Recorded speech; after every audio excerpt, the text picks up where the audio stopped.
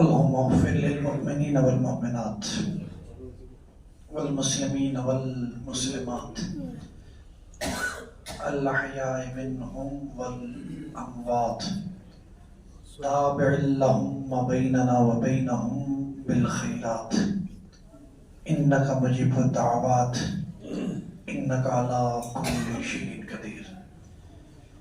یا اللہ بحق محمد و اہل بیت محمد، سورہ فاتحہ کی جو تلاوت کی گئی ہے، مجلس اعزاز میں جو ذکر فضائل و مصائب بیان ہوگا،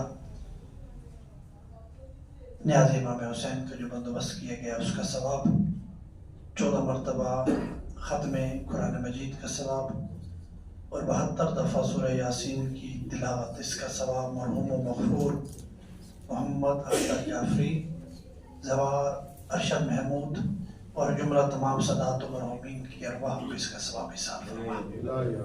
اختر جعفری صاحب، زوار ارشد محمود اور جملہ مرحومین کے درجات کو بلند فرما. ان کی قبور کو جنت کے باغات میں سے باغ قرار دے. ان کی قبر کے سفر کو، برزخ کے سفر کو، آخرت کی منازل کو سہل فرما. انہیں شفاعت آل محمد، سایہ آل محمد اور قرب آل محمد عطا فرما. جعفر عباس، کون علی، حسن عباس، خالق اکبر، انہیں صحت و تندرستی بھی عطا فرما اور انہیں رزق واسع عطا فرما. ان کے رزق میں مزید برکتیں عطا فرما. انہیں اپنے بچوں کے ساتھ، اپنے اہل خانہ کے ساتھ، اپنے خاندان، دوست احباب کے ساتھ آباد و شاد فرما. ان کی دلی حاجات کو پورا فرما.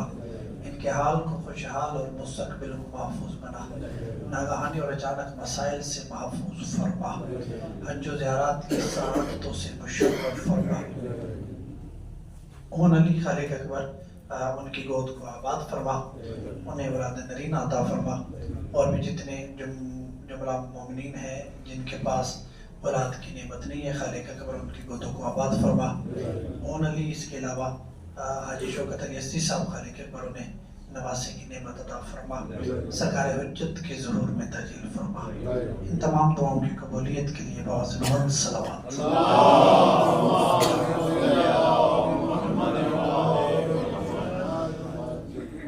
اعوذ باللہ السمیع العلیم من الشیطان اللعین الرجیم. بسم اللہ الرحمن الرحیم. الحمد للہ رب العالمین.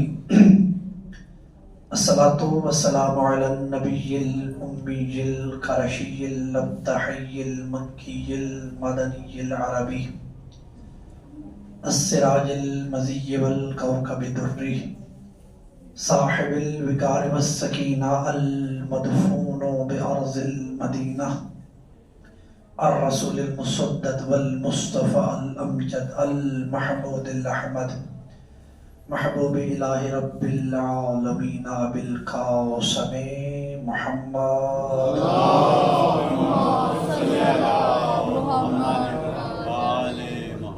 اما بعد فقد قال اللہ تبارک وتعالی فی کلامہ المجید متقن فی کتابہ الحمید وصدق الصادقین وقولہ الحق.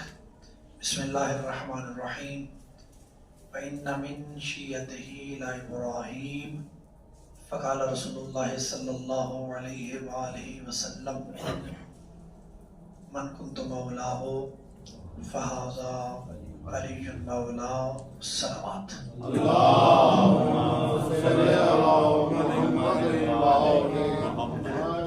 خالق اکبر آپ تمام حاضرین کی حاضری کو عبادت شمار فرمائے.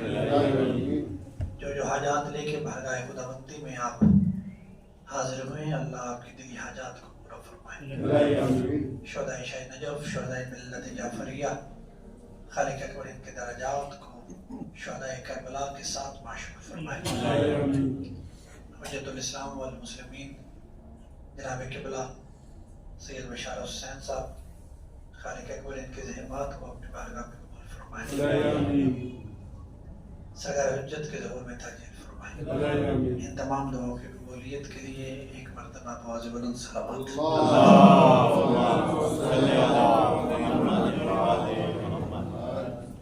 اجازت ہے گفتگو کا آغاز کیا. عزیزان محترم، میری آج کی اس گفتگو کا موضوع، درس، لیکچر یا عنوان وہ ہے کہ قرآن و احادیث میں مکتب تشیع کی حقیقت کیا ہے، مذہب تشیع کی صداقت کی بنیاد کیا ہے۔ توجہ ہے؟ بسم اللہ۔ بس مختصر سی میں نے گفتگو کرنی ہے، اگر آپ کی توجہ ہو گئی تو، کہ یہ صلوات ہدیہ فرمائیے گا۔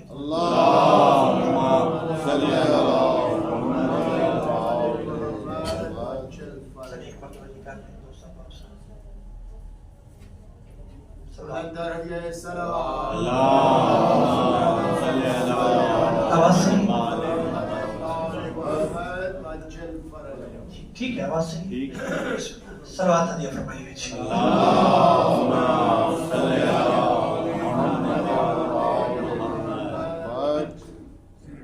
کہ مذہب شیعہ ہے کیا، اس کی بنیاد وہ کیا ہے، اس کا آغاز کیا ہے۔ سورہ صافات ارشاد رب العزت ہے کہ وَإِنَّ مِن شِيَّتِهِ لَإِبْرَاهِيمَ،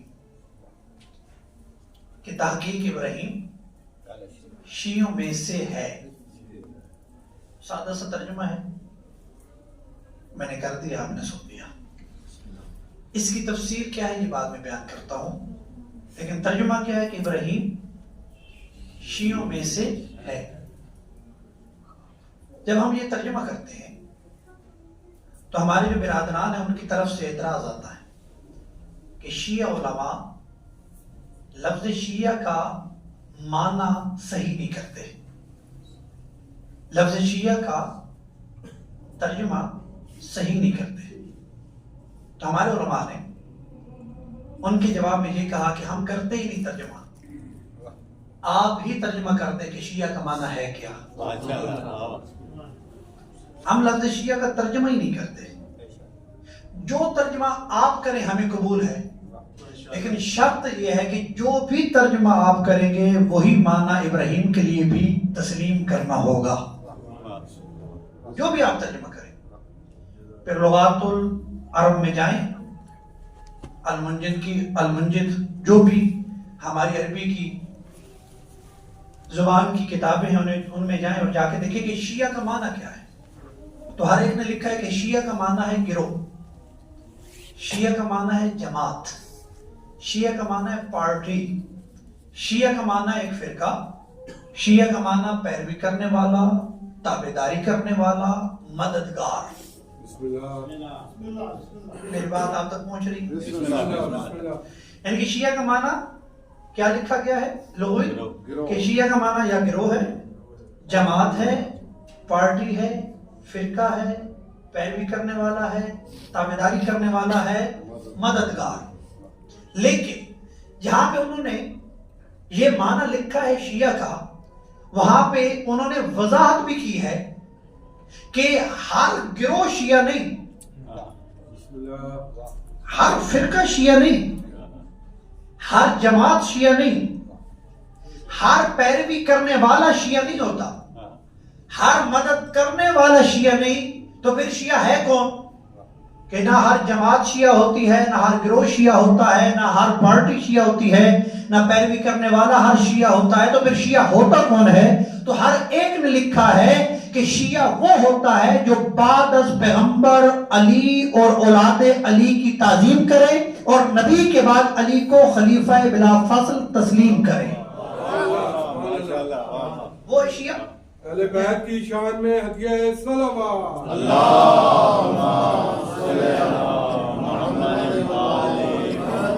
یہ بات پہنچ گئی آپ تک کہ ہر، آپ نے دیکھا ہے تاریخ میں، آپ دیکھا کہ شیعہ نے حاکم شام بھی تھے۔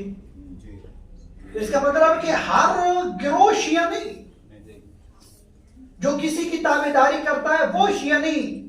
شیعہ وہی ہے جو علی اور اولاد علی کی عزت کرے اور علی کو خلیفہ بلا فاصل تسلیم کرے۔ توجہ، میں نے ایک روایت آپ کے سامنے پڑھنی ہے اور اس نیت سے پڑھنی ہے کہ اسے آپ یاد رکھیں، کیونکہ ہم جس مسلک کے ساتھ، جس مذہب کے ساتھ، بلکہ دوسرے لفظوں میں کہوں کہ تشیع ہی اسلام ہے، تشیع سے نکل کے اسلام کو تلاش کریں گے تو آپ کو رہبانیت مل جائے گی، ملوکیت مل جائے گی، حکومتیں ملیں گی، اسلام نہیں ملے گا۔ اسلام اگر ملے گا تو اس کا بہترین چہرہ کیا ہے؟ تشیع۔ توجہ رکھیے گا۔ اب جتنے بھی مارکیٹ میں ترجمے ہیں اردو، چاہے وہ مولانا کرم شاہ الازہری کا ہو، فتح دین جلندری کا ہو، وحید الزمان کا ہو، کسی کا بھی اٹھا لیجئے، انہوں نے اس آیت کا ترجمہ بھی کیا کہ وَإِنَّ مِن شِيَّتِهِ لَإِبْرَاهِيمَ، کہ ابراہیم نے جو ابراہیم کے متعلق جو اللہ قرآن میں کہہ رہا ہے کہ ابراہیم شیعوں میں سے ہے، تو ابراہیم کس کے شیعوں میں سے ہے؟ تو دو روایت ہیں۔ پہلی روایت کہ ابراہیم ہے حضرت نوح کے شیعوں میں سے، توجہ نہیں کی، حضرت ابراہیم کس کے شیعوں میں سے ہے؟ نوح علیہ السلام۔ یہ ہر ایک نے لکھا ہے، لیکن میرا کلام اس بات سے نہیں۔ علامہ وحید الزمان، کتاب کا نام ہے لغات الحدیث، باب ہے شین والا، گوگل پہ جائیے ابھی سرچ کر لیجئے آپ کو مل جائے گا۔ لغات الحدیث علامہ وحید الزمان، باب ہے شین والا، یعنی کہ جو جو لفظ شین سے شروع ہوتا ہے اس نے اسی باب میں جمع کیا ہے۔ انہوں نے لکھا کہ وَإِنَّ مِن شِيَّتِهِ لَإِبْرَاهِيمَ، کہ جو اللہ قرآن میں کہہ رہا ہے کہ ابراہیم شیعوں میں سے ہے، تو بعد نے لکھا کہ ابراہیم ہے نوح کی شیعوں میں سے، لیکن میں اس سے اتفاق نہیں کرتا، میں نہیں کہہ رہا۔ علامہ وحید الزمان لکھ رہا ہے لغات الحدیث کے اندر باب شین والا میں کہ میں اس سے اتفاق نہیں کرتا۔ وہ لکھتا ہے کہ اگر آپ نے تلاش کرنا ہو کہ ابراہیم کس کے شیعوں میں سے ہے تو پہلے آپ کو یہ طے کرنا ہوگا کہ یہ آیت اتری کہاں پہ۔ وَإِنَّ مِن شِيَّتِهِ لَإِبْرَاهِيمَ، یہ جو آیت ہے یہ اتری کہاں پہ؟ تو وہ کہتا ہے کہ یہ آیت نہ مکہ میں اتری، یہ آیت نہ مدینہ میں اتری، یہ آیت نہ سفر میں اتری، نہ حضر میں اتری، نہ مسجد میں اتری، نہ میدان میں اتری، پھر یہ آیت اتری کہاں پہ؟ علامہ وحید الزمان لکھتا ہے لغات الحدیث میں کہ یہ آیت زمین پہ اتری ہی نہیں۔ سردی ہے لیکن اتنی ہی نہیں، توجہ ہے نا بھائی، یہ آیت زمین پہ اتری ہی نہیں، پھر اتری کہاں پہ؟ توجہ ہے، پھر یہ آیت اتری کہاں پہ؟ وہ کہتے ہیں کہ یہ آیت جب اللہ نے اپنے حبیب کو معراج پہ بلایا اور جناب رسالت مآب 5ویں آسمان پہ پہنچے تو وہاں پہ اللہ نے 4 نبیوں کے لیے کرسیاں لگوائیں، اور ان 4 میں سے ایک تھے ابراہیم۔ کتاب لغات الحدیث علامہ وحید الزمان باب شین، اس کے اندر یہ روایت منوان موجود ہے۔ میں اپنی طرف سے کوئی الف بے کبھی اضافہ نہیں کر رہا، توجہ ہے نا، جو لکھی ہے بیان کر رہا ہوں کہ 5ویں آسمان پہ جب شب معراج نبی گئے تو 4 انبیاء وہاں پہ موجود تھے، اور ان کی تھی 4 کرسیاں، اور چاروں نبی بیٹھے تھے کرسیوں پہ، اور ان میں سے ایک تھے ابراہیم۔ جب پیغمبر پہنچے، پیغمبر نے دیکھا کہ میرے استقبال کے لیے انبیاء موجود ہیں، اور انہی میں سے ایک میرا جد بھی موجود ہے جس کا نام ابراہیم ہے۔ جب میں وہاں پہ پہنچا، انبیاء نے کیا میرے استقبال، وہ نبی تھے کرسیوں پہ، میرے لیے اللہ نے منبر لگوایا۔ توجہ نہیں کی؟ اس کا مطلب ہو کہ منبر عرش پہ ہو یا منبر فرش پہ، مالک یا محمد ہے یا محمد کی آل ہے۔ منبر پہ یا محمد بیٹھے گا یا محمد کی آل بیٹھے گی۔ تو نبی کہتے ہیں 4 کرسیوں والے، توجہ ہے نا، 4 کرسیوں والے انبیاء کرسیوں پہ تشریف فرما، ان میں سے ایک حضرت ابراہیم، میرے لیے اللہ نے منبر لگوایا، میں منبر پہ بیٹھا۔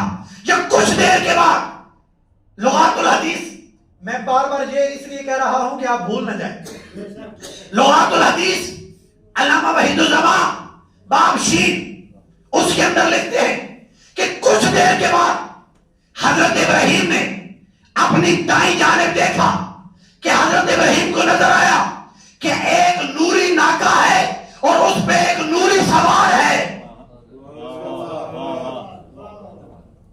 حضرت ابراہیم نے دیکھا اپنی دائیں طرف کہ ایک نور کا ناکا ہے اور اس پہ ایک نوری سوار ہے اور اس کے چہرے سے نور کی شعاعیں نکل رہی ہیں. جب حضرت ابراہیم نے یہ منظر دیکھا کہ ناکا بھی نوری، سوار بھی نوری اور اس کے چہرے سے نکلنے والی شعاعیں بھی نوری، تو حضرت ابراہیم پیغمبر اکرم کی طرف مخاطب ہو کے کہنے لگے یا رسول اللہ، یہ جو نوری ناکا ہے اور ناکا پہ جو نوری سوار ہے، کیا یہ کوئی نبی ہے؟ کیا یہ کوئی رسول ہے؟ یا یہ کوئی اللہ کا مقرب فرشتہ؟ جیسے ہی حضرت ابراہیم نے رسالت امام سے پوچھا کہ اے محمد بتائیے یہ جو نوری ناکا پہ سوار نوری سوار ہے یہ کوئی نبی ہے، رسول ہے یا مقرب فرشتہ؟ تو پیغمبر نے کہا اے ابراہیم، یہ نوری ناکا پہ جو نوری سوار ہے یہ نہ کوئی نبی ہے، نہ کوئی رسول ہے، نہ کوئی فرشتہ ہے، بلکہ یہ میرا بھائی علی ابن ابی طالب ہے. نعرہ تکبیر، نعرہ رسالت، نعرہ حیدری، نبی پاک کی شان میں ہدیہ صلوات.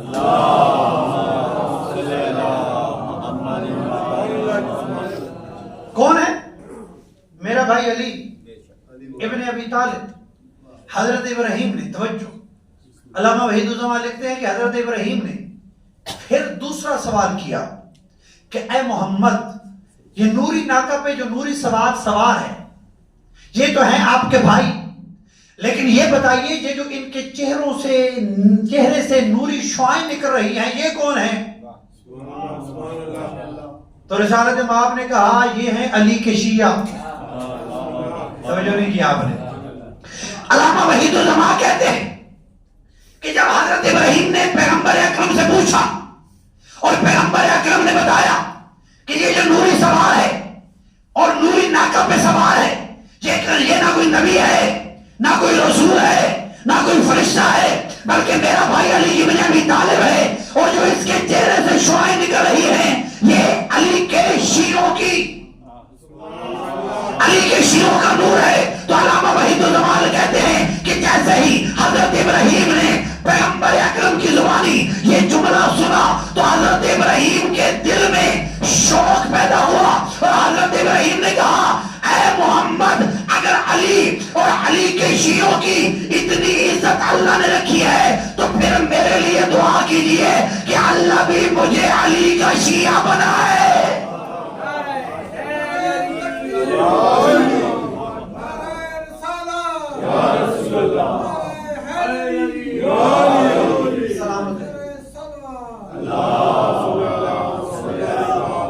کیا بنائے؟ مجھے بھی علی کے شیعوں میں داخل کرے.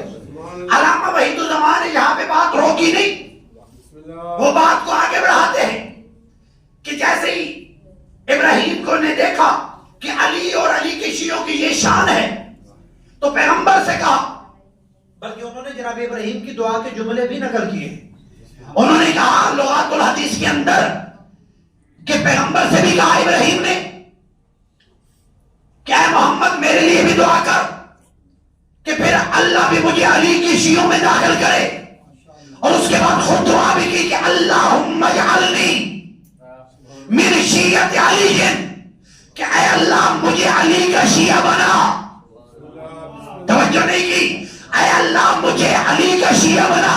جیسے ہی حضرت ابراہیم نے یہ دعا مانگی اور حضرت ابراہیم کے دعا کے الفاظ ابھی ختم نہیں ہوئے تھے، یا اللہ نے کہا اے جبریل جلدی جا اور محمد کو جا کے میرا پیغام دے وَإِنَّ مِنْ شِيَّتِ اللَّهِ إِبْرَاهِيمَ، کہ اللہ نے ابراہیم کی دعا کو قبول کر لیا.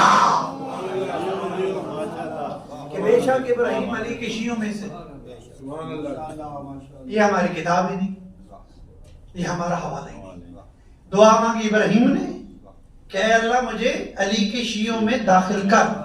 اللہ نے کیا کہا کہ پیغمبر کو جا کے بتا دے کہ اے محمد ابراہیم کو بتا دے کہ ہم نے ابراہیم کی دعا کو قبول کر لیا. تو اس موقع پہ علامہ وحید الزمان کہتے ہیں کہ یہ آیت اتری بسم اللہ کہ وَإِنَّ مِنْ شِيَّةِ إِلَىٰ إِبْرَاہِیم کہ بے شک ابراہیم علی کے شیعوں میں سے تھے. پھر آئیے یہ تو ہم نے قرآن سے ثابت کیا کہ اسلام کا دوسرا نام ہی تشیع ہے. تشیع مطلب اسلام، اسلام مطلب تشیع. یعنی آپ یہ سمجھ لیجیے کہ یہ دونوں لفظ مترادف ہیں. لفظ دو ہیں، معنی ایک ہی. پھر حدیث لکھی گئی، تقریباً میرے پاس موبائل ہے، اس کے اندر میں نے وہ حوالے جمع کیے ہوئے ہیں. تقریباً 15 کتابوں کے حوالے میرے پاس ہیں. اگر آپ نے دیکھنا ہو تو مجلس کے بعد دیکھ لیجیے گا. میں موبائل میں لکھ کے تو میں نے اس کی تصویر بنا لی کہ پیغمبر نے فرمایا تھا کہ میرے بعد میری امت میں کتنے فرقے بنیں گے؟ 73. تو ان میں سے ایک ہے جنتی، بسم اللہ. باقی جو 72 ہیں وہ ہیں جہنمی. اس کا مطلب ہے کہ جو ایک جنتی ہوگا وہ باقیوں سے جدا ہوگا. توجہ نہیں کیا؟ یعنی جو ایک جنتی ہوگا وہ باقیوں سے جدا ہے تبھی تو جنتی ہے. اس کا مطلب ہے کہ جو 72 جہنمی ہیں ان کا امام بھی ایک، ان کی اذان بھی ایک، ان کی نماز بھی ایک، اور جو جنتی ہے نہ اس کی اذان ان سے ملے گی. آپ میں وضاحت نہیں کر سکتا، سمجھ جائیے. آپ جا کے دنیا میں دیکھ لیجئے، جیسے ہماری اذان ہے وہ کسی کی نہیں، باقی جتنے بھی ہیں سب کی ایک. ایون کہ مرزائی بھی ہوں، مرزائیوں کے بھی اذان ایک جیسے کہ باقیوں کی ہے. تمام کے امام بھی 4، چاہے وہ مرزائی ہوں وہ بھی 4 اماموں کو ہی مانتے ہیں. توجہ ہے؟ اس کا مطلب ہے توجہ کہ نبی نے کہا میرے بعد ہوں گے 73 فرقے میری امت کے، ایک جنتی ہے 72 جہنمی. تو ہم سوال تو کر سکتے ہیں کہ یا رسول اللہ آپ بتا دیجئے کہ جو جنتی ہوگا اس کا نام کیا ہے اور اس کے امام کا نام کیا ہے. ٹھیک ہے جی، میں نے پہلے آپ کو بتا دیا، حوالے میرے پاس ہے. ارجح المطالب، باقی کچھ مجھے بھول رہے ہیں کیونکہ میں نے لکھ لیا، میں نے کہا یاد کرنے کی ضرورت ہی نہیں. کسی کو ضرورت ہوئی تو مجھ سے لے لیجیے گا. 15 کتابیں، یہی جملہ اور حدیث جو پڑھنے جا رہا ہوں یہ 15 کتابوں میں موجود ہے، اور ایک بھی ہماری شیعہ کتاب نہیں ہے، ساری میں لکھا ہے. حتیٰ کہ دار القاضی نے بھی اپنی کتاب میں لکھا ہے کہ نبی نے فرمایا میرے بعد ہوں گے 73 فرقے، ایک جنتی ہوگا باقی سارے جہنمی. تو سوال یہ پیدا ہوتا ہے کہ جنتی فرقے کا نام کیا ہے، اور وہ جو جنتی فرقہ ہے اس کے امام کا نام کیا ہے. اور پیغمبر اگر نام نہ بتائیں تو یہ بھی زیادتی کہ ادھوری بات تو پیغمبر کرتے ہی نہیں. پیغمبر تو مکمل بات سمجھا کے گیا. تو روایت کے جملے، پوچھنے والے نے پوچھا یا رسول اللہ وہ جنتی فرقہ کون سا ہے اور ان کے امام کا نام کیا ہے؟ تو روایت کے جملے یہ ہیں، عن جابر بن عبداللہ عن ابن عباس عن ابو سعید خدری عن ام سلمہ عن ابو ذر غفاری. توجہ نہیں کر رہے؟ عن سلمان فارسی عن مقداد بن اسود. یعنی حضرت جابر بن عبداللہ انصاری روایت کرتے ہیں کن سے؟ ابن عباس سے. وہ روایت کرتے ہیں ابو سعید خدری سے، وہ ام سلمہ سے، وہ ابو ذر غفاری سے، وہ سلمان فارسی سے، وہ جناب مقداد سے. یہ صحابہ کہتے ہیں کہ نانو کہ ہم سب نبی کے ارد گرد بیٹھے تھے جیسے شمع کے گرد پروانے ہوتے ہیں، جیسے چاند کے گرد ستارے ہوتے ہیں. ہم پیغمبر کے ارد گرد بیٹھے تھے. فاکبر علی، یا اچانک علی مسجد میں داخل ہوئے. علی کو آتا دیکھ کے نبی نے اپنی جگہ کو چھوڑا، اپنی جگہ پہ نبی بلند ہوئے، آگے بڑھے، علی کا استقبال کیا، علی کو سینے سے لگایا، علی کا ماتھا چوما، اور ماتھا چوم کے پیغمبر اکرم نے ہماری طرف مخاطب ہو کے ہمیں کہا، فقال النبی، نبی نے کہا والذی نفسی ویدہی، کہ کہ مجھے اللہ کی قسم کہ جس کے قبضہ قدرت میں مجھ محمد کی جان ہے، اِنَّا ہَذَا وَشِيَّتُهُ هُمُ الْفَائِزُونَ فِي الْقِيَامَةِ، کہ قیامت کے دن جو لوگ جنت میں جائیں گے، جو لوگ کامیاب ہوں گے، یا انت علی وشیعتک فی الجنہ، مذہب ان کا شیعہ ہوگا، امام ان کا علی ہوگا۔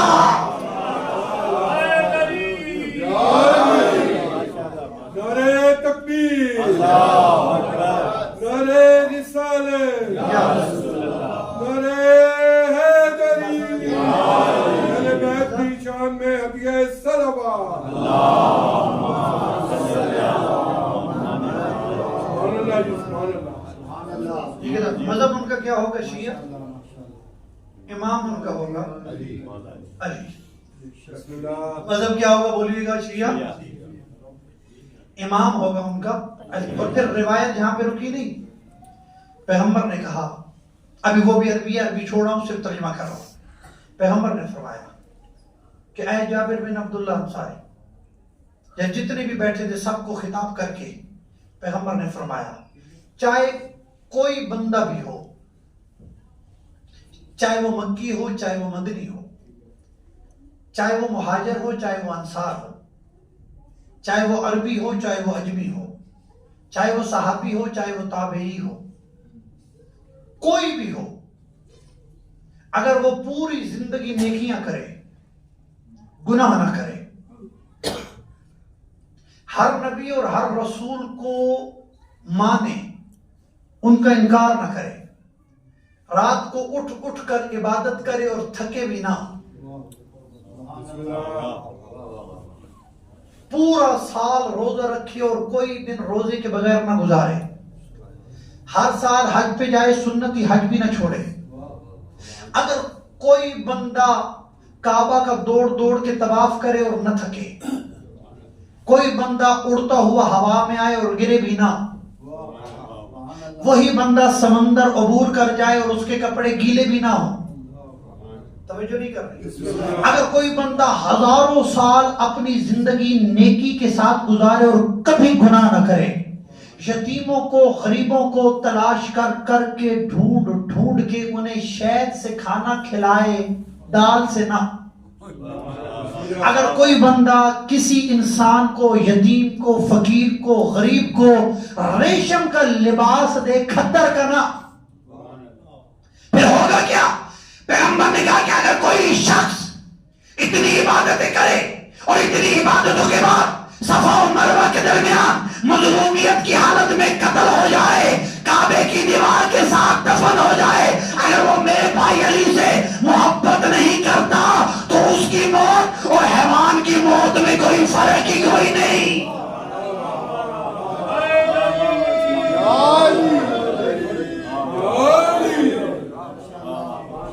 عبادتیں کرے، جو کچھ بھی کرے، اگر علی سے محبت نہیں کرتا تو اس میں اور حیوان کی موت میں فرق کوئی نہیں۔ میں نے ایک جملہ کبھی کہا تھا کہ ہمارے مذہب کی حقانیت کی دلیل کیا ہے، ایک جملہ وہی دہرا رہا ہوں کہ اللہ نے انسان کی ہدایت کے لیے کتنے عہدے بنائے تھے؟ 5۔ اگر آپ کو یاد ہو میری وہ مجلس، نبوت، رسالت، امامت، خلافت، ولایت۔ اللہ نے انسان کی ہدایت کے لیے یہ 5 عہدے بنائے، نبوت، رسالت، امامت، خلافت، ولایت۔ نبوت اور رسالت پیغمبر پہ ختم، محمد کے بعد نہ کوئی نبی ہے، محمد کے بعد نہ کوئی رسول ہے، مصطفیٰ پہ نبوت و امامت ختم ہوئی ہے، ہدایت ختم نہیں ہوئی، ہدایت جاری ہے، اور وہ جو ہدایت جاری ہے اس کے لیے 3 عہدے ہیں، وہ ہیں امامت، خلافت، ولایت۔ یہ تینوں عہدے، خلافت یعنی نبوت محمد پہ ختم، رسالت محمد پہ ختم، انسان کی ہدایت کے لیے 3 عہدے آج بھی موجود ہیں۔ کون کون سے؟ خلافت، امامت اور ولایت۔ سبحان اللہ، سبحان اللہ۔ توجہ رکھیے، یہ 3 عہدے آج بھی موجود ہیں انسان کی ہدایت کے لیے، خلافت و امامت و ولایت۔ اور یہ تینوں عہدے دنیا کے ہر مذہب میں آج بھی موجود ہیں، چاہے دنیا کا کوئی مذہب ہو، چاہے اسلام کا کوئی فرقہ ہو۔ وہ نبوت کے بعد خلافت و امامت و ولایت کا قائد ہے، یعنی عیسائیوں کے بھی خلیفہ موجود ہیں، عیسائیوں کے ولی بھی موجود ہیں، عیسائیوں کے امام بھی ہیں، اسی طریقے سے یہودیوں کے بھی۔ آپ انہیں چھوڑیں اور اسلام میں آ جائیں، یعنی کہ اہل سنت بھی ان تینوں کو مانتے ہیں عہدوں کو۔ توجہ، ہم بھی مانتے ہیں، یعنی کہ دنیا بھی ان تینوں عہدوں کو مانتی ہے، خلافت و امامت و ولایت کو ہم بھی مانتے ہیں، لیکن دنیا اور ہم میں ایک فرق ہے۔ دنیا جسے خلیفہ مانتی ہے اسے امام نہیں مانتی، جسے امام مانتی ہے اسے ولی نہیں مانتی، لیکن ہم شیعہ جسے خلیفہ مانتے ہیں اسی کو امام مانتے ہیں اور اسی کو ہی ولی مانتے ہیں۔ باتیں ہوگی، یعنی آپ کسی شیعہ سے نہیں، غیر شیعہ سے پوچھئے کہ نبی کے بعد کوئی خلیفہ ہے، وہ کہے گا ہے۔ نام کون کون سے؟ 4 خلفاء کے وہ نام لے گا، ایسے ہی ہے۔ پھر اسی بندے سے پوچھئے کہ نبی کے بعد تم کسی کو امام بھی مانتے ہو، وہ کہے گا بالکل مانتے ہیں۔ اب اس سے پوچھئے اس کے نام کیا ہے، اب وہ خلفاء کے نام نہیں لے گا، اب وہ کہے گا امام حنبل، امام شافعی، امام مالک، امام ابو حنیفہ۔ اس کا مطلب ہے کہ ان کے نزدیک جو خلیفہ ہے وہ امام نہیں۔ پھر اسی سے پوچھئے کیا نبی کے بعد کوئی ولی بھی ہے، وہ کہے گا ہے۔ نام پوچھئے، وہ کہے گا سلطان بہو، گولڑا شریف، معین الدین چشتی اجمیری، خواجہ شاہ ولی اللہ، خواجہ فرید الدین گنجی شکر، ٹھیک ہے جی، پاک پتن شریف، ایسے ہی ہے نا۔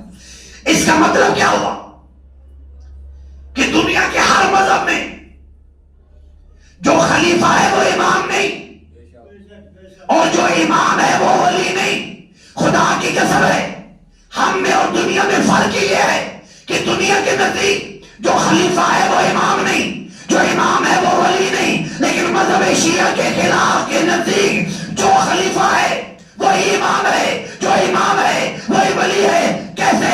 خدا کی قسم ہے، محمد کے بعد جن 12 کو ہم نے مانا ہے، محمد کے خلیفہ بھی وہی ہیں، اللہ کے ولی بھی وہی ہیں، ہمارے امام بھی وہی۔ کوئی فرق، یعنی جو خلیفہ ہے وہ امام۔ اگر ہمارا پہلا خلیفہ علی ہے تو پہلے امام بھی علی، اور ہمارا ولی بھی علی، اور اس کا اظہار ہم کلمے میں کرتے ہیں، لا الہ الا اللہ محمد رسول اللہ علی ولی اللہ وصی رسول اللہ و خلیفتہ بلا فضل۔ کہ دنیا والوں یہ جو علی ہے نا، یہی علی اللہ کا خلیفہ بھی ہے، محمد کا جانشین بھی ہے، ہمارا امام بھی ہے۔ سبحان اللہ۔ تو یہ مقدمہ تھا مختصر سا جو میں نے آپ کے سامنے پیش کیا۔ اب اگر کوئی شیعہ بن جائے تو اب اس کی ذمہ داری بھی ہے کہ لفظ شیعہ تو کافی نہیں ہے نا، شیعہ بننے کے بعد کوئی ذمہ داری بھی ہے۔ یعنی وہ شیعہ ہوتا ہے کہ جو کہے میں شیعہ اور نماز نہ پڑھے، عمل نہ کرے۔ اکثر کیا ہوتا ہے، میں ایک مثال دوں آپ کو، کہ عورتیں جب بات کر رہی ہوتی ہیں نا آپس میں گلے شکوے، جیسے ہی مؤذن کہتا ہے اللہ اکبر، وہ فوراً چادر لے لیتی ہیں سر پہ۔ اذان سے پہلے چادر کا کوئی خیال نہیں، جیسے ہی اذان کی نا اللہ اکبر فوراً چادر لے لی سر پہ، ٹھیک ہے۔ جیسے ہی اذان ختم ہوئی پہلے چادر اتارتی ہیں اور کہتے ہیں وہ سریہ کا کیا حال ہے، توجہ نہیں کیا۔ ایسے ہی ہے، اس کا مطلب یہ ہے کہ ان عورتوں نے عمل کیا ہے، اطاعت نہیں کی۔ انہوں نے کیا کیا؟ عمل کیا ہے، انہوں نے اطاعت نہیں کی۔ اگر یہ اطاعت کرتی تو اذان کے بعد نماز پڑھتی۔ ایسے ہی ہے۔ اب مجھے بتائیے، اب یہ عورتیں کہیں، یا ہم بھی اکثر یہ کرتے ہیں کہ ہم جب باتیں کر رہے ہوتے ہیں، دکان پہ بیٹھ رہے ہوتے ہیں، اذان مل جاتے ہیں اور چپ کرو اذان مل گئی، پھر جیسی اذان ختم ہوتی ہے کوئی اٹھتا ہی نہیں ہے، وہیں پہ بیٹھ کے باتیں شروع کر دیتے ہیں، اذان ختم ہو جاتی ہے۔ اس کا مطلب کہ ہم نے عمل کیا، ہم نے اطاعت نہیں کی۔ اطاعت کا معنی یہ ہے کہ اذان سن کے مسجد میں آئیں، ایسے ہی ہے نا, اذان سن کے کہاں پہ آنا ہے ہم نے؟ مسجد میں آنا ہے. لیکن یہاں پہ تو چیز ہی الٹی ہے. ہر وہ کام جو آل محمد کو پسند نہیں, ہم اسی کو کر کے آل محمد کو خوش کرنے کی کوشش کرتے ہیں. ابھی جشن آ رہے ہیں نا, میں نے ایک اشتہار پڑھا جشن مولود کعبہ کا, ابھی آیا ہے. پچھلے سال بھی ایک آیا تھا لیکن ابھی بھی آیا ہے کہ جشن مولود کعبہ میں شرکت کر کے ثواب دارین حاصل کریں, یعنی کہ دنیا کا بھی ثواب حاصل کریں, آخرت کا بھی ثواب حاصل کریں. اور خطاب کون کرے گا؟ ایشنا ملک ایک عورت ہے, وہ ناچنے والی, اس کے گلے میں ڈھول ہے, اس کی وہ تصویر ہے اور اشتہار پہ لگی ہوئی کہ اس نے پڑھنا ہے جشن مولود کعبہ. تو یہ نہیں کیا, اس کا مطلب یہ ہوا کہ ہم حرام کام کر کے آل محمد کو اپنے آپ سے راضی کرنے کی کوشش کرتے ہیں. ایسا ہے. میں بات اس لیے کر رہا ہوں کہ الحمدللہ یہ جو طبقہ میرے سامنے بیٹھا ہے یہ ان چیزوں سے پاک ہے, اور اگر آپ کے دوست احباب میں کوئی یہ چیزیں کرتا ہے تو آپ بھی اسے روکنے کی کوشش کریں. ایسے ہی ہے. پھر وہ ایک گانا بڑا مشہور ہوا ہے, سرائے کی ساڑھے سر کو دے دیں نک دکھو, بہت سے لوگوں نے مجھے اس فارورڈ کیا. ایک ذاکر ہے میرا بڑا بہترین دوست ہے, اس نے صبر ہی نہیں کیا, اس نے قصیدہ لکھ لیا. یار مہربانی کر, میں نے کال بھی کی, میں نے کہا یار اگر آپ نے گانے پہ لکھنا ہی ہے تو اسے پرانا ہونے دے, لوگوں کو بھولنے دے, پھر نک دکو کا جتنا مرضی کریں. اب مجھے بتائیے اگر اس طرز پہ قصیدہ پڑھا جائے تو آل محمد راضی ہوں گے یا ناراض؟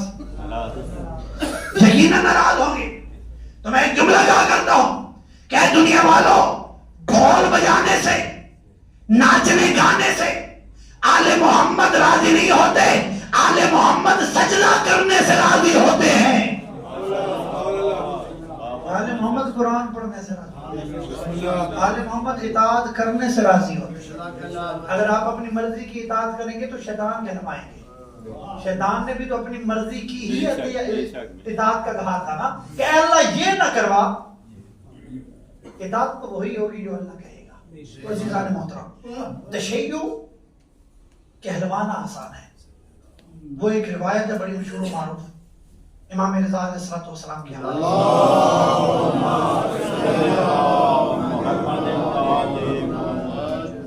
کہ جب ولی عہد بنے امام تو چند لوگ امام کو ملنے آئے. جو خادم تھا امام کا, اس نے کہا کس سے ملنا ہے؟ انہوں نے کہا کہ آپ امام رضا کو بتائیے کہ ان کے شیعہ ان سے ملنے آئے ہیں. خادم نے جا کے امام کو بتایا, امام نے کہا انہیں واپس کر دے, میں ان سے نہیں ملنا چاہتا. وہ واپس ہو گئے. دوسرے دن آئے, پھر انہوں نے کہا کہ شیعہ ملنے آئے امام کے, امام نے واپس کیا. روایت کہتی ہے کہ 2 ماہ مسلسل امام کے دروازے پہ آتے رہے اور امام مسلسل انہیں واپس کرتے رہے, اور آگے وہ ایک ہی سوال کرتے کہ امام کے شیعہ امام کو ملنے آئے ہیں. جب 60ویں مرتبہ آئے نا, دوسرے ماہ کی آخری ڈیٹ آئی, تو انہیں بھی تھوڑا سا غصہ آیا. انہوں نے کہا خادم سے کہ امام کو جا کے بتائیے کہ ہم ان کے شیعہ ہیں اور ہم امام کو ملنے آئے ہیں. اب جب امام ہمیں منہ نہیں لگاتا تو لوگ ہم پہ ہنستے ہیں کہ عجیب تمہارا امام ہے جو تم سے ملاقات نہیں کرنا چاہتا. یہی شکوہ جا کے اس نے امام کو بتایا. امام نے کہا انہیں بلاؤ. اب یہ جو شیعہ اپنے آپ کو کہلوانے والے تھے امام رضا کی بارگاہ میں گئے. اب مجھے بتائیے, جو خلق عظیم کا مالک امام ہو, اخلاق جس کے گھر سے نکلتا ہو, اس امام نے انہیں سلام ہی نہیں کیا. سلام تو دور کی بات ہے, انہوں نے سلام کیا, امام نے جواب ہی نہیں دیا. اتنے ناراض. اور امام نے ان کو بیٹھنے کے لیے بھی نہیں کہا. انہوں نے کہا اے مولا, کیسی بے مروتی, کیسی ناراضگی, نہ آپ نے سلام کیا, نہ ہمارے سلام کا ہمیں جواب دیا, نہ ہمیں بیٹھنے کے لیے کہا. ہم سے غلطی کون سی ہو گئی ہے؟ امام نے کہا کہ تم سے غلطی یہ ہوئی ہے کہ تم نے اپنے آپ کو شیعہ کہا ہے. انہوں نے کہا مولا کیا ہم آپ کے شیعہ نہیں؟ امام نے کہا، جس نے کہا نا کہ ہم آپ کے شیعہ نہیں، تو امام نے کہا کیا تو نے اپنے بھائی کا حق نہیں کھایا؟ توجہ نہیں کیا؟ کیا تم نے اپنے بھائی کا حق نہیں کھایا؟ دوسرے سے مولا نے کہا کیا تو نے اپنی بہن کا حق نہیں کھایا؟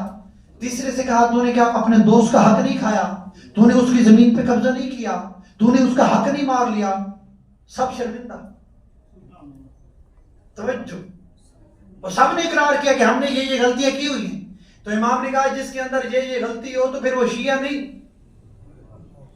پھر وہ شیعہ نہیں۔ تو انہوں نے کہا مولا پھر بتائیے شیعہ ہوتا کون ہے؟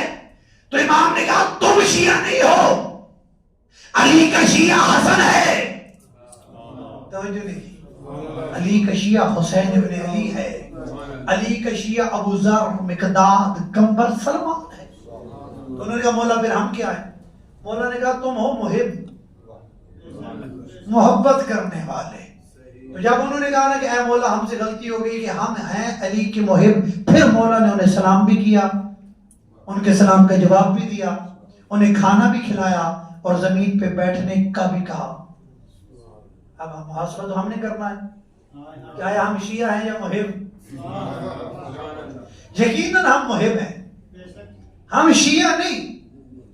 ہم شیعہ مان لینا چاہیے، جب تک بندہ نہ مانے تو غلطی نہیں لگتی۔ ایک بندہ عبادت سمجھ کے گانے سنے،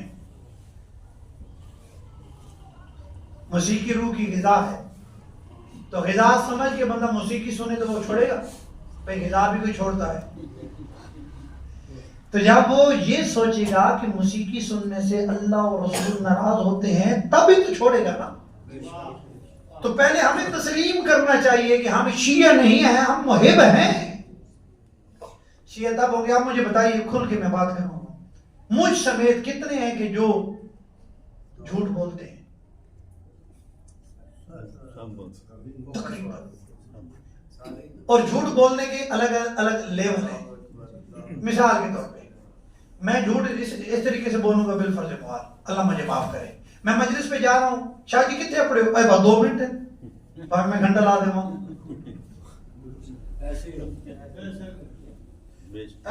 پر تسی کال موبائل کان تو ہٹاؤ تو میں آیا۔ وہ جب سے کان سے موبائل ہٹاتا ہے اس کے بعد بھی پھر 18 مرتبہ کال کرتا ہے۔ ایسے یعنی طریقے۔ معصومین فرماتے ہیں کہ مذاق میں بھی جھوٹ بولنے سے روحانیت ختم ہو جاتی ہے۔ یعنی کہ مذاق میں بھی جھوٹ نہیں بولنا چاہیے، بلکہ میں نے اپنے استاد محترم ملک اعجاز حسین نجفی صاحب سے سنا تھا کہ ہم اپنے بچوں کی تربیت ہی جھوٹ پہ کرتے ہیں۔ کیسے؟ سو جا جن آیا، توجہ نہیں، بچہ نہ سو رہا ہو تو ہم جھوٹ بولتی ہے نا ماں، سو جاؤ جن آ گیا۔ تو جس بچے کی بنیاد ہی جھوٹ پہ ہو، وہ سوئے نہ سوئے جھوٹ مت بولیے، جھوٹ بول کے اسے مت سنائیے۔ اگر ہماری زبان جھوٹ سے پاک ہو، اب مجھے بتائیے بجلی، بس یہ آخری بات ہے پھر میں لمبی نہیں کروں گا، یہ بلب جل رہے ہیں نا، بل آتے ہیں اور ان بلوں نے زندگی اجیرن کی ہوئی ہے۔ ایک مہینے ہم 4-5 بلب جلاتے ہیں اور پھر ہزاروں کا بل آ جاتا ہے، اسے بھرنے کے لیے مصیبت پڑ جاتی ہے۔ ٹھیک ہے جی، کوئی ادھار مانگتا ہے، کوئی کیا کرتا ہے، کوئی کیا کرتا ہے اور بل ادا کرتا ہے۔ کبھی ہم نے سوچا کہ یہ جو ہماری 2 آنکھیں ہیں اس کے اندر اللہ نے کتنی بجلی رکھی ہے؟ ایک تحقیق کے مطابق 16,000 بلیں اتنی روشنی اللہ نے ایک آنکھ میں رکھی ہے۔ اس کا مطلب ہے کہ 32,000 بلب جلیں گے تو بل کتنا آئے گا؟ لاکھوں سے بھی آگے چلا جائے گا، کروڑوں میں۔ تو ہمیں سوچنا تو چاہیے کہ اگر ہم 2 بلب جلائیں تو اس کا مہینے کے بعد ہمیں بل دینا ہوتا ہے اور مشکل پڑ جاتی ہے۔ کتنی کریم ہے وہ ذات کہ جتنے 32,000 بلب ہی ہماری آنکھوں میں فٹ کر دیے اور بل بھی نہیں لیتا اور روکتا بھی نہیں۔ تو معصوم سے پوچھا گیا کیا مولا اللہ نے جو یہ ہمیں آنکھ جیسی نعمت اور اتنی روشنی آنکھ میں ہمیں عطا کی، مثال کے طور پہ تو اجرت کے طور پہ ہمیں کیا کرنا چاہیے؟ تو معصوم نے کہا اللہ اجرت کے طور پہ تم سے پیسے نہیں مانگتا، بس یہ چاہتا ہے کہ اللہ کی دی ہوئی آنکھ کو کسی غلط کاری پہ استعمال نہ کر۔ اگر یہ حرام دیکھنے سے بچ گئی تو گویا تم نے بل ادا کر دیا، یہ زبان اگر جھوٹ سے بچ گئی گویا کہ زبان کا بل ادا ہو گیا، یہ کان چغلی سننے سے محفوظ ہو گیا، تو اس کا مطلب ہے کہ اللہ کے کان بنانے کی آپ نے قیمت ادا۔ تو ہم محب ہیں، اللہ ہمیں شیعہ بننے کی توفیق عطا فرمائے۔ عزیزان محترم، اس دین کو بچانے کے لیے آل محمد نے بڑی قربانیاں دی۔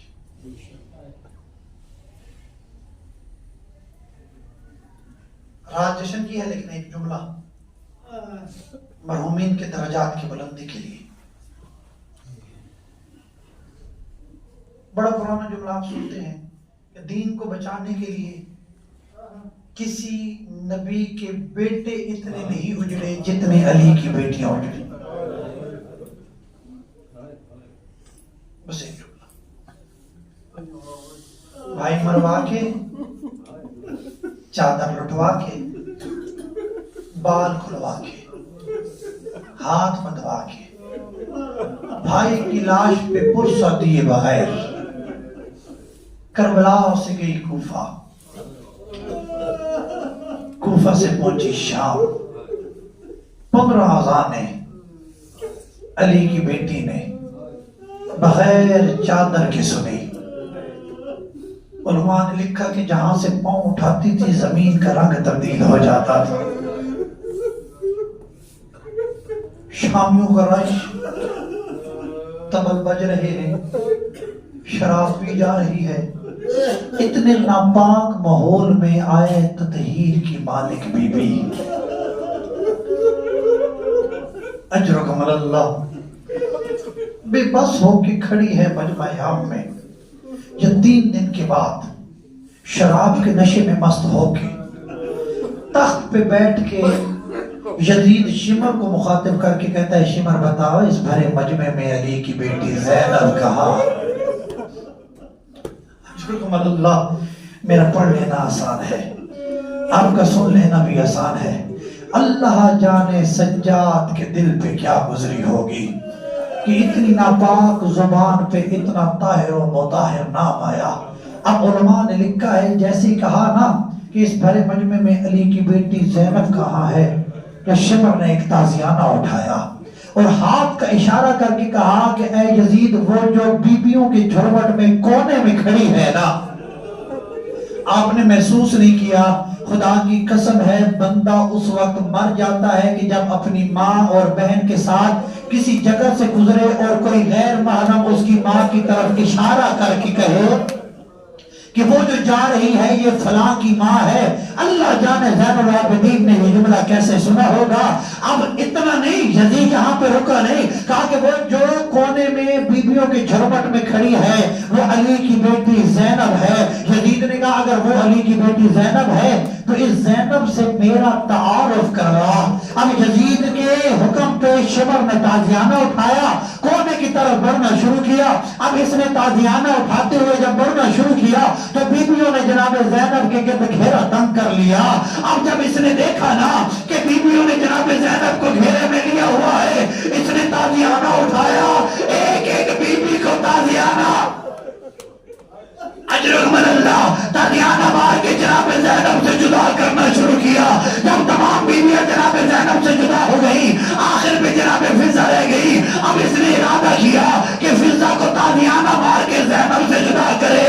اب اس نے ارادہ ہی کیا، جب فضہ کی نگاہ دربار میں اٹھی اور دیکھ کے فضہ نے کہا اے حبش کے حبشیوں، اور تمہاری غیرت کو کیا ہو گیا؟ ایک عرب کا کمینہ اور تمہاری شہزادی کو تازیانہ مارے اور تم چپ کر کے دیکھتے رہو۔ جب حبشیوں کو معلوم ہوا کہ یہ ہماری شہزادی میمونہ ہے، 700 تلواریں نیام سے نکلی۔ یزید کو دیکھ کے کہا اے یزید، اگر شمر نے ظلم کیا ہماری شہزادی پہ تو ہم پورے دربار کو خون سے بھر دیں گے.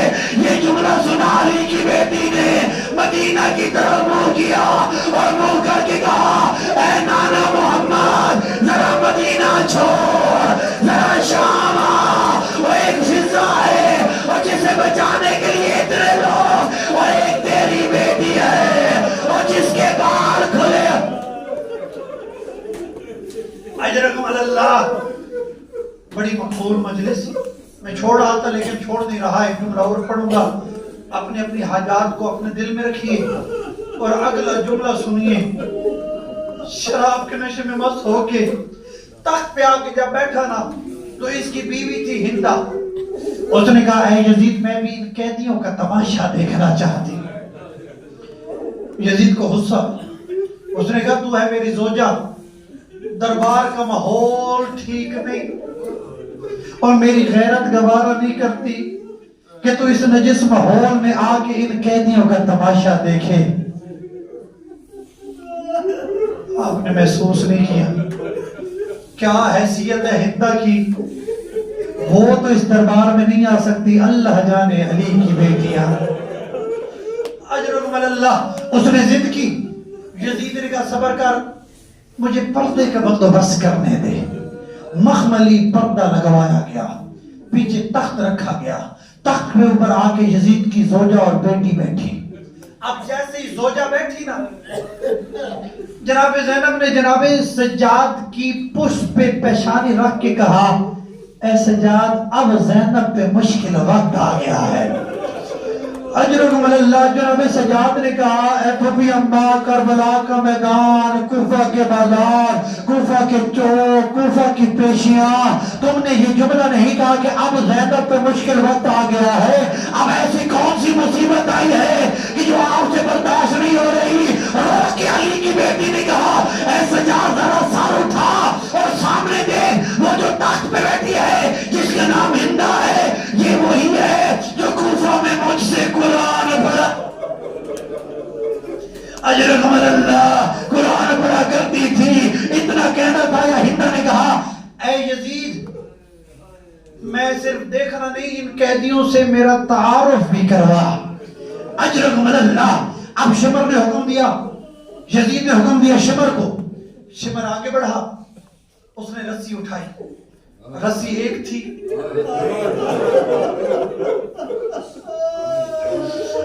اجرکم اللہ.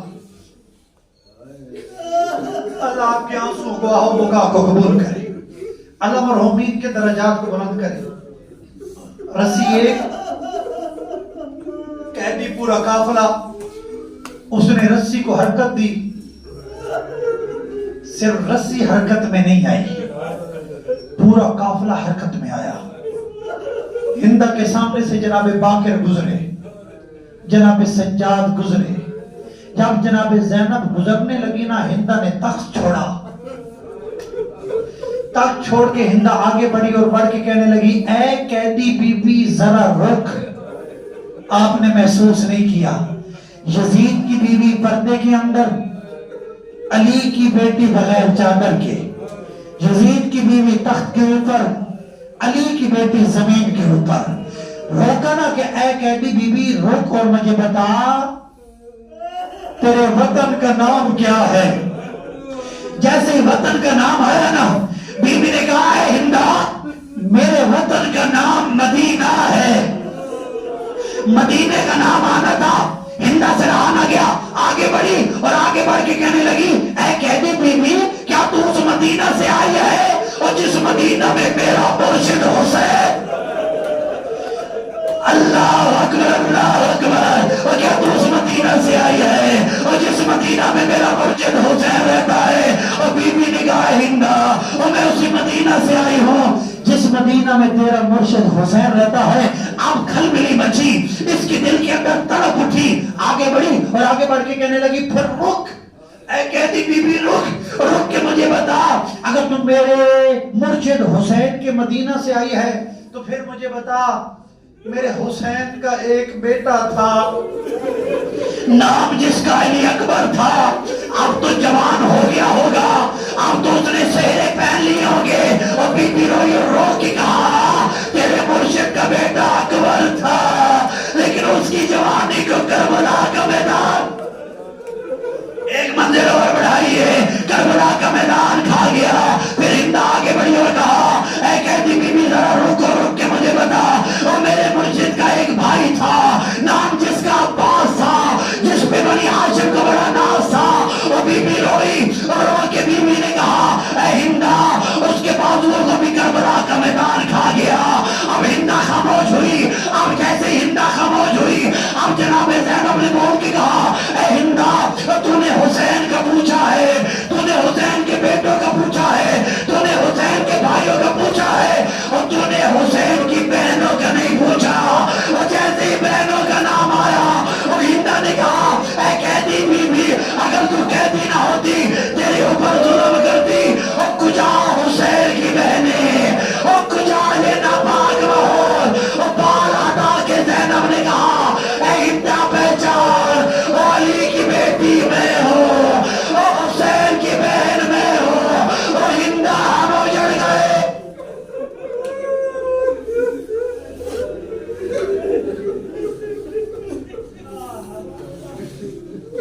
لا لا لا